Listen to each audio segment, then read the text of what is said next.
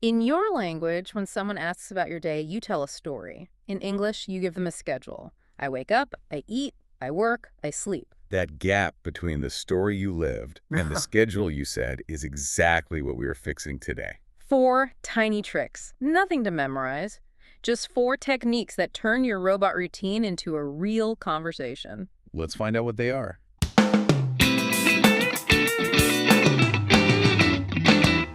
Welcome to the Two English Mugs podcast, your cozy corner to practice English through real, natural conversations. I'm Emma. And I'm Josh. And Emma, I think this is the episode a lot of people need because when someone asks you about your day in English, you hand them a schedule instead of a story.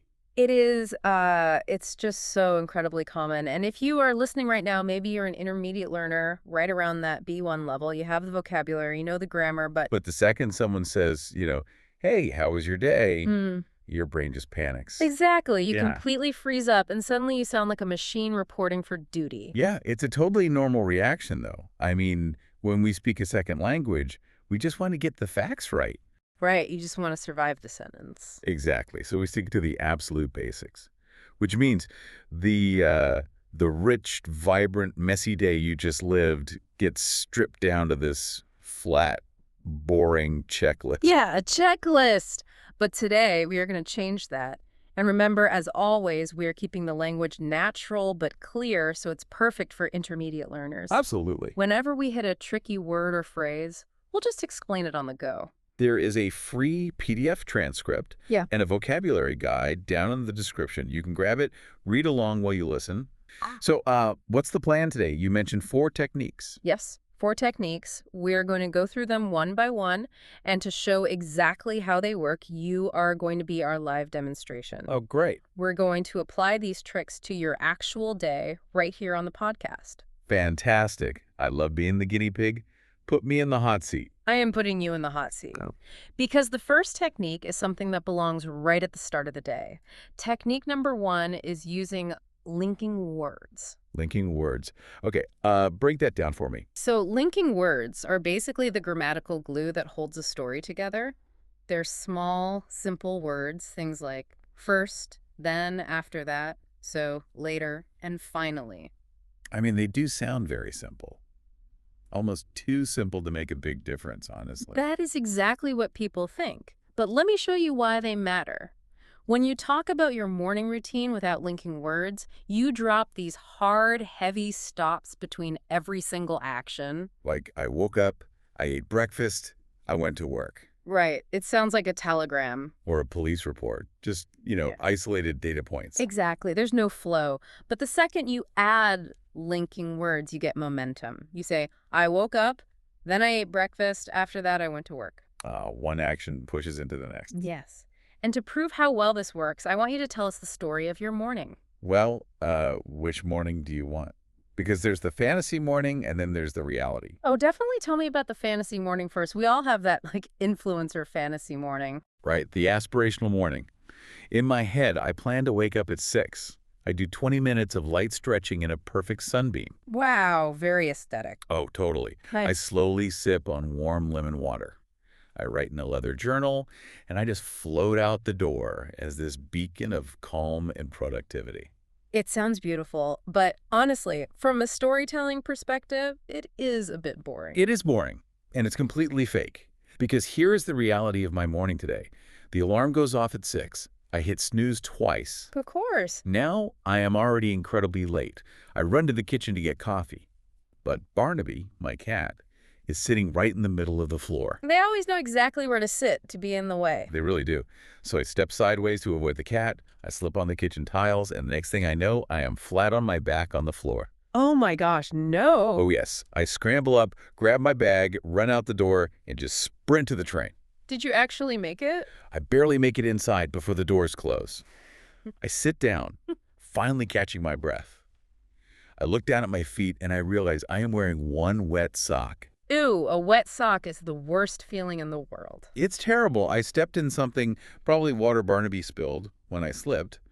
So I just have to sit there on the commute for 20 minutes, staring at my wet foot. That is an amazing story. And did you notice what you did naturally while telling it? Did I do something clever? You use the word then to hold all of that chaos together. Oh, did I? You did. You said, the alarm went off, then I hit snooze, then I ran to the kitchen, then I slipped. The linking words turned a series of really unfortunate events into a compelling story. I guess they did. It sort of creates a chain reaction. And this is a super important point for English learners. That wet sock does all the storytelling work for you. How do you mean? Well, when your plan and your reality do not match, you get chaos. And chaos gives you something incredibly interesting to talk about. That's true. A messy morning is infinitely better for an English conversation than a perfect, boring schedule. I see what you mean. Perfection doesn't really invite questions, does it? But chaos invites empathy. Everyone has been that person staring at a wet sock on public transit, wondering where their life went wrong. Exactly. Now, you do not need a total disaster to use linking words. Give me an example of your actual normal morning when you don't slip on the floor. Okay, a normal, calm morning. The alarm goes off. I hit snooze twice. Then I drag myself to the kitchen to make a cup of tea. Still snoozing twice, I see. Always. After that, I sit in complete silence at the table for 10 minutes. Finally, I leave for my commute, which is just a quiet bus ride where I listen to music. Perfect. Notice the exact same structural technique is at play here. You said, drag myself to the kitchen, then sit in silence. After that, leave. Yeah, the vibe is totally different, though. It's peaceful, a little sleepy. But the flow is identical to the chaos story. The linking words are doing the heavy lifting, allowing you to sound entirely natural instead of like a robot. That really does make a huge difference. You're just building a bridge between the sentences. Exactly. Which leads us perfectly into the second technique. And this one might actually be my favorite because it challenges a very bad habit that almost all language learners fall into. Oh, I'm intrigued. What is it? Technique number 2 is using soft time phrases. Soft time phrases. Right. What does soft mean in this context? Well, when people are nervous about speaking a new language, they tend to cling to extreme precision. They want to be 100% accurate. Right. They don't want to make a mistake. So if I ask a learner what time they woke up, they will say, I woke up at exactly 6:1 a.m. Oh, I hear that all the time, and it sounds so strange. Who actually remembers the exact minute they woke up? Unless they are, racing to catch a flight. Nobody. It goes right back to sounding like a robotic itinerary. So the trick is to abandon that rigidity and embrace soft time. Okay, so how do we do that? Instead of giving exact minutes, use phrases like around 6, pretty late, or sometime after that. I like that. Sometime after that is a great phrase. It is so subtle, but it makes a massive difference. Try it. Try combining technique 1, our linking words, with technique 2, soft time phrases. Okay, let me think. So I woke up around 6, hit snooze until around 7, and then I ran to the kitchen sometime after that. Listen to how fluent that sounds. You instantly sound relaxed. It does feel more natural to say, because that's how native speakers actually recall their day, isn't it? We remember the general shape of our time. We don't remember the exact timestamps. Exactly. By softening your language, you actually lower the stakes of the conversation. That makes sense. It takes the pressure off. It signals to the person listening that you are not giving a formal business presentation. You're just having a chat. You layer these tricks together, and suddenly you're painting a picture of your morning. All right, so we've successfully survived the morning with our linking words and soft time phrases. But what happens next? Because my day changes quite a bit after lunch. That is the perfect transition. Let's move into the afternoon, which introduces technique number 3. So tell me about your post-lunch routine. What happens to you around 1 o'clock? Around 1 o'clock, I become a potato. A potato. An absolute potato. If I eat a heavy lunch like a big bowl of pasta or a burger, by 1 o'clock, I am completely done. Oh, the carb crash. Exactly. I'm slow, I'm heavy, I have absolutely zero brain power. The perfect word for that feeling is sluggish. It's a great vocabulary word for our listeners. Sluggish. Sluggish. Like a slug moving slowly across the garden. It is the perfect word. Your physical body is present at the desk, but your energy is in an entirely different room. So how do you handle a sluggish afternoon? Well, I've learned I need to eat a light lunch, a salad, or maybe some soup, And then I immediately knock out all the boring stuff first thing. Stop right there and knock out. That is a brilliant phrasal verb. Let's explain that for our learners. To knock out a task means to finish it quickly and forcefully. Like a punch. Yes, think of a boxer in a ring. You want to hit the tedious tasks fast and get them out of the way. Exactly. The tedious tasks, the boring things, the emails, the forms, the quick replies, the things I really do not want to do. The dreaded inbox. Right. Because if I leave them, they just sit in my inbox at 6 p.m. silently judging me. And we have all felt the judgment of an unread email. Oh, absolutely. But here's where technique number 3 comes in. To survive this afternoon slump, you're probably going to take a break, right? Of course. But if someone asks you about your afternoon and you just say, I took a break, you are giving them a category, not a story. So technique number 3 is specific details. So civic detail, so giving them a clear image rather than a general summary. Yes. Instead of saying, I took a break, offer 1 or 2 real things you actually did. Give me an example. Well, instead of I took a break, I could say, around 3 o'clock, I squeeze in a 15-minute walk with no phone. It resets my head. Squeeze in. Another fantastic phrase.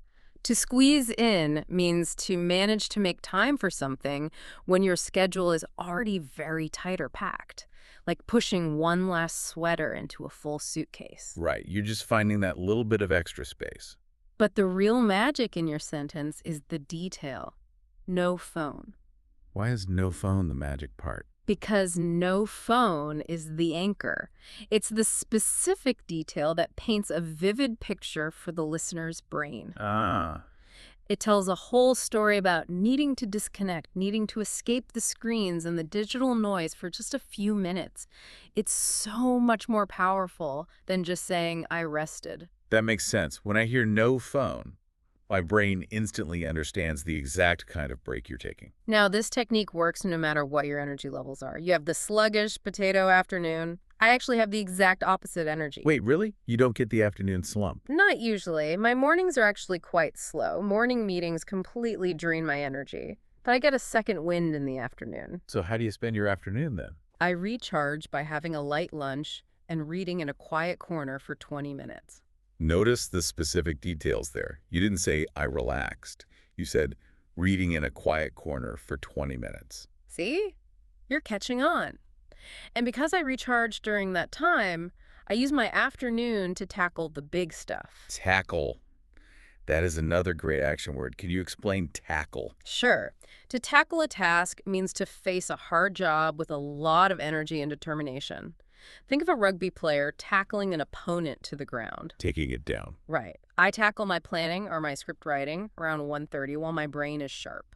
That way, by 4:30, I actually feel accomplished. It's fascinating that we have the exact same afternoon block from 1 to 5, but completely different energy levels. Right. Yet both of our stories rely heavily on technique number 3. Exactly. The specific details, your 15-minute walk with no phone, or my 20 minutes reading in a quiet corner, those are what make the descriptions engaging to listen to. Yeah, it isn't about having a massive, complex vocabulary. No, not at all. It is about choosing the one detail that brings the sentence to life. Because our brains need images. Generalities just don't give the brain anything to hold on to. Okay, so we've linked our morning, we've softened our time, we've added specific details to our afternoon. Now the day is ending. Which brings us to the evening and our 4th and final technique. The evening is an interesting narrative space. Because frankly, by the time 6 or 7 p.m. rolls around, most people just give up and scroll on their devices on the sofa. It is so true. We are so tired that our evening routine becomes invisible, even to us. But there is a way to describe this transition from work to rest that is really engaging. What does the end of your day look like? I close my laptop. But first, and hey, notice that linking word again, but first, I call my mom for just 10 minutes. Ah, why just 10 minutes? Because hearing her voice for just a few minutes calms me down. It shifts my brain out of work mode. Then I make dinner. Nothing fancy, usually just simple pasta or toast. The classic tired dinner. Oh yeah. After that, I watch one episode of a silly comedy for 30 minutes just to laugh. And by then, I am relaxed enough for bed around 10. The perfect vocabulary word for this transition is wind down. like a wind-up toy slowly losing its stored energy and coming to a stop. Right, slowing down. To wind down doesn't mean you stop working abruptly. It means you gradually, slowly relax. Right, I'm winding down with the pasta and the comedy show. And the concept of relaxing is the perfect gateway to technique number 4, which is honest feelings. Honest feelings. This is perhaps the most powerful technique of all. The instruction is simply to add one single word about how you felt during the action.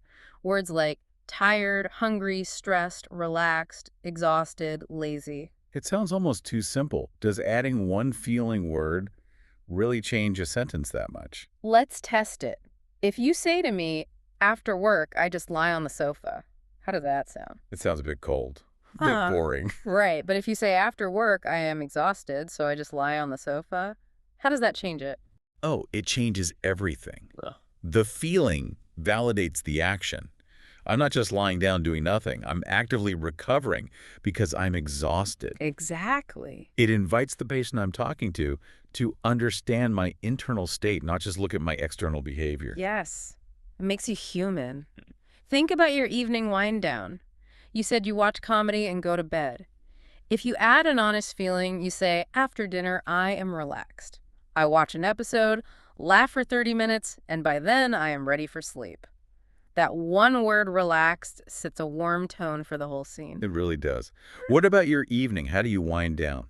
My evening routine involves cooking some warm soup with music on, and then right after dinner, I go to the bathroom, wash my face, and brush my teeth.